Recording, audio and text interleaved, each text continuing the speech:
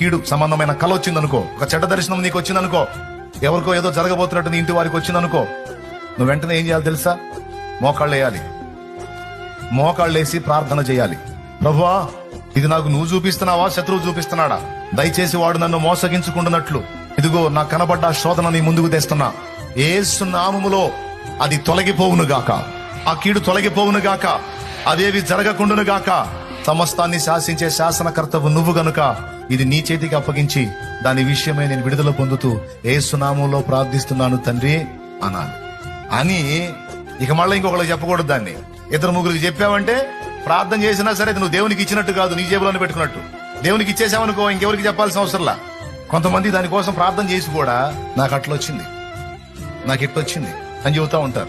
అని ప్రార్థన చేసి అప్పచెప్పావుగా ఇంకట్ట కాదు, వదిలేసే దాన్ని. వదలరు, దాన్ని పదే పదే చెప్తా ఉంటారు. అప్పుడేం జరుగుతుంది తెలుసా? నిజంగానే అయింది.